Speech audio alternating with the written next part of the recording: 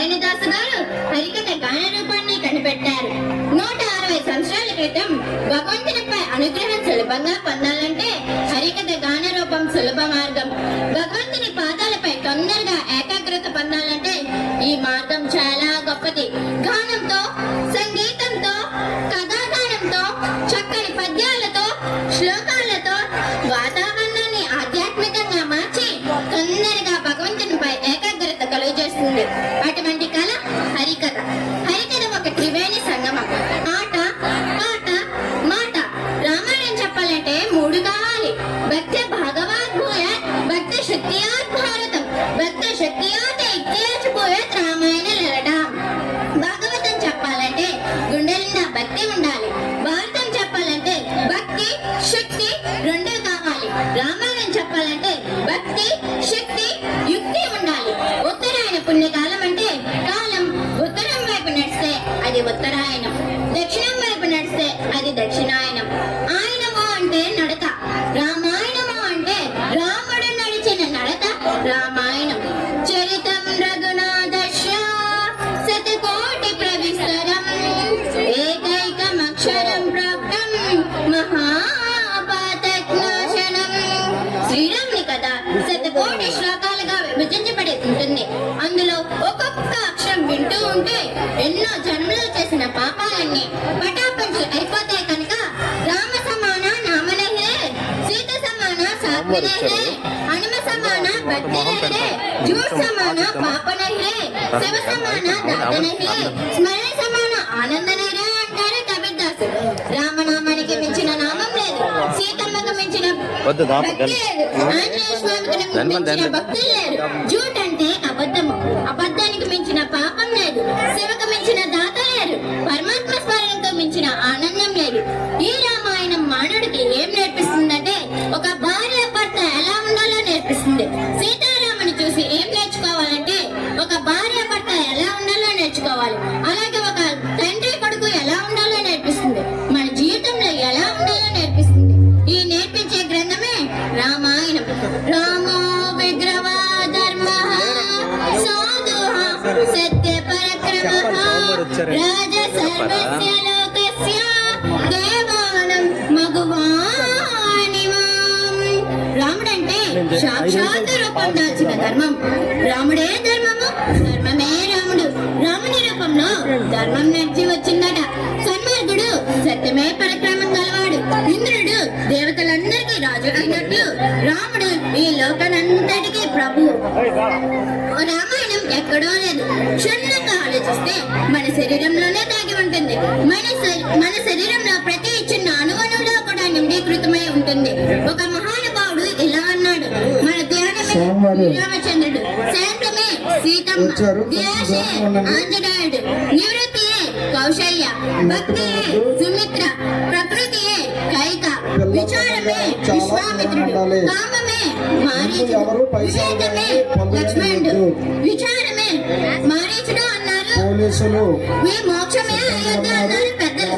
దేహమే దేవాలయం, పాదాలే ఆలి స్తంభాలు, వెన్నుకోస ధ్వజస్తంభం, ఈ గుండె చప్పుడే ఘంటానాదం, శిరస్సే ఆలయ శిఖరం.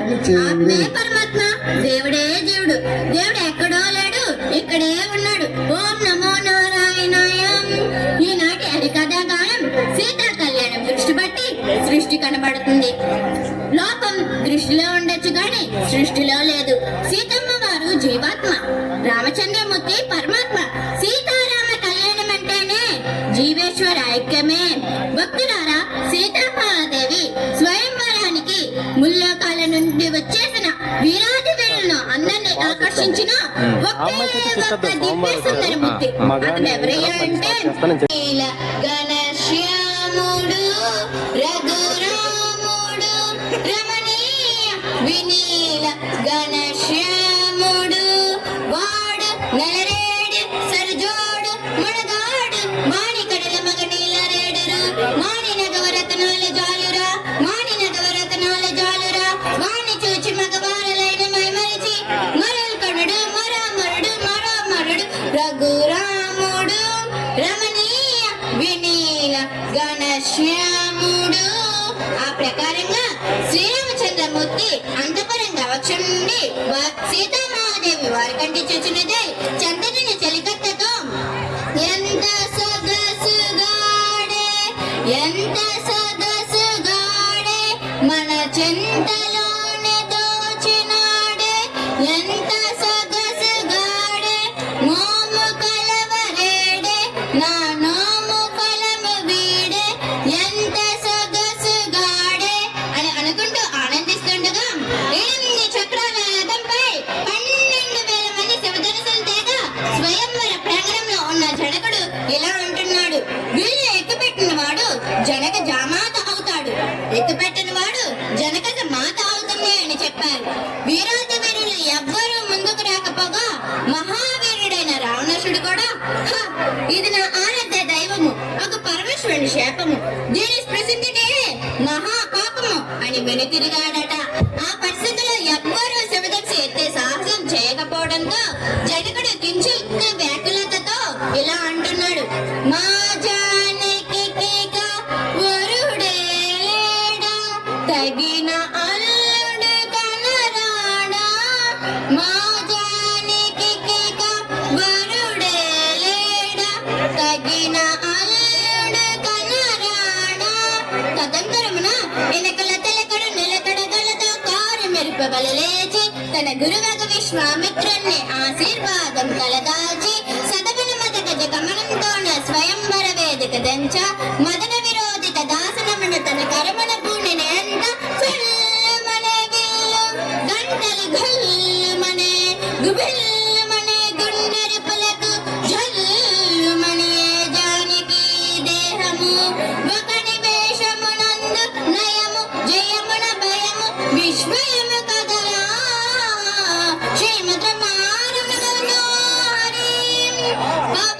పవనామసుతుడు పట్టు పాదార విందములకు నీ నామ రూపములకు నిత్య జయ మంగళం. పవనామసుతుడు పట్టు పాదార విందములకు నీ నామ రూపములకు నిత్య జయ మంగళం. సర్వే జనా సుఖినో భవంతు, సర్వే జగతునా సుఖినో భవంతు. ఓం శాంతి శాంతి శాంతి. శుభం భూయాత్.